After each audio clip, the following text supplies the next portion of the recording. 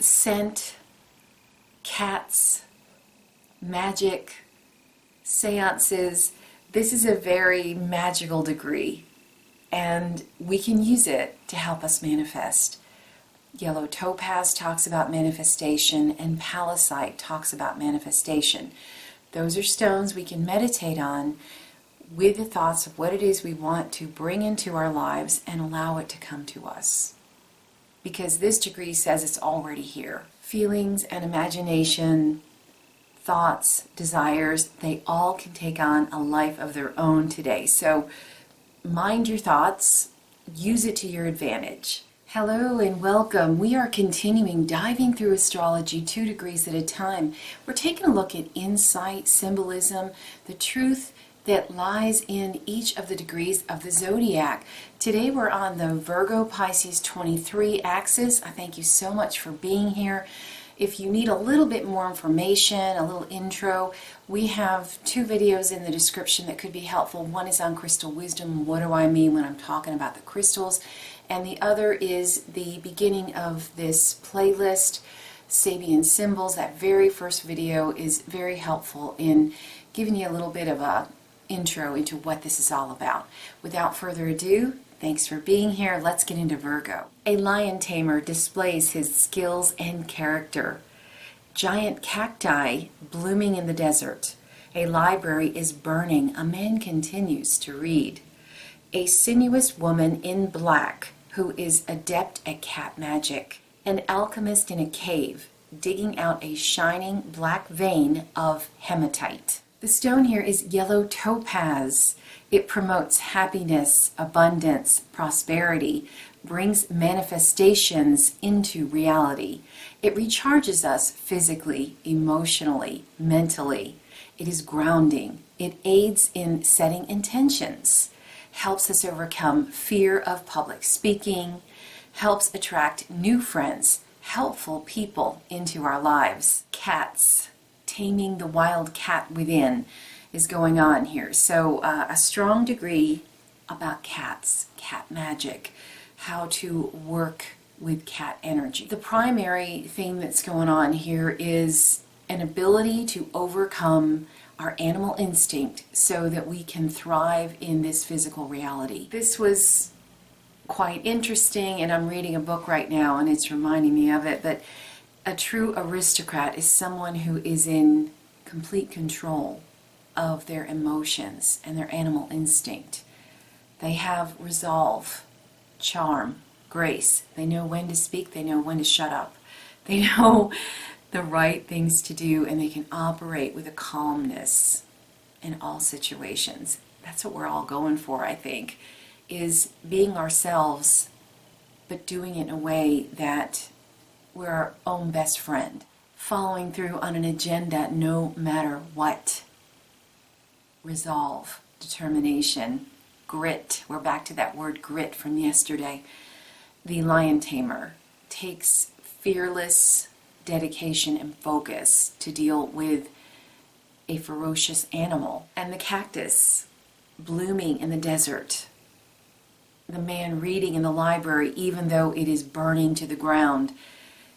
In the back story it says he's reading about waterfalls, so surely that'll keep him safe.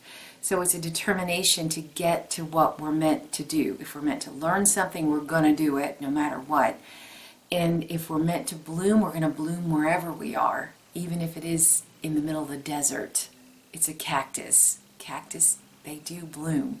So it's a dogged determination to blossom no matter where we are. When we have a determination to walk the road, get to where we're going no matter what, we find what we need. We find that abundance is all around us. We are drawn to, and we draw to ourselves, those things which we must have for the next step. So training and focus to the point where nothing deters us is going on here. Single-minded focus. Overcoming pride of our strengths and our mastery. We know that's just part of who we are and what's required, and it doesn't mean we have to run around telling everybody who we are. As I've stated in some other videos a couple of times, those who are the strongest are usually the most silent.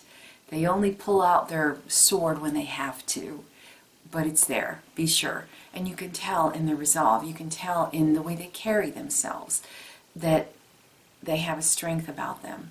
Leave a comment. The yellow topaz is telling us a couple of things. It's the strength of the sun. No matter what's looking at you, be strong out in the sunshine. Yellow is happiness and confidence, shining where you are, no matter where that is. The more we shine our light wherever we are, the more we uncover what we are. And eventually, we come into a realization of exactly who we are. And it's easier. There's an assimilation wanting to happen here, and a determination that it will happen. So a taming of vital energies, a taming of pride, emotional control, emotional vitality that comes through in everything that we do, but without the ego. Let's take a look at Pisces. A materializing medium giving a seance. In the heat of summer, spiritual lessons quietly offered in the shade. In a museum, paintings are admiring people as they pass by. Someone lurking in the dark wood. They are waiting for passers-by.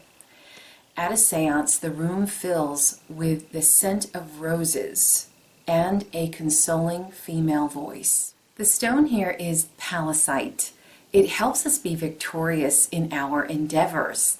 It allows luck to flow continuously in our life. It helps build success and prosperity.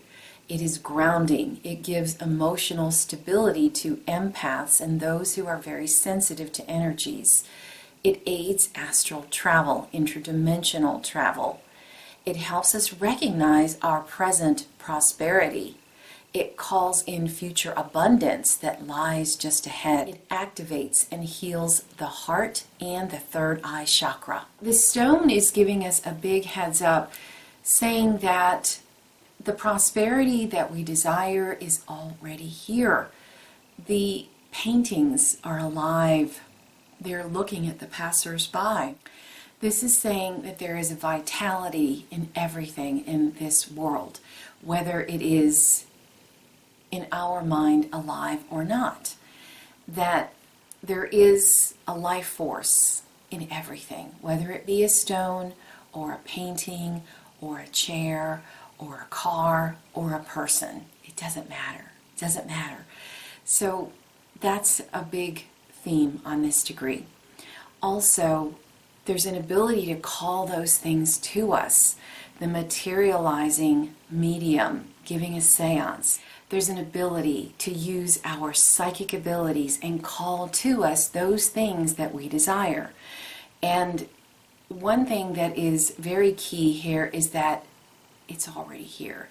If we look around and we're thankful for the things that we already have, and acknowledge that we're the ones that called those things to us, we can clear them away and we can make space for new. We can call forth whatever else we need as well.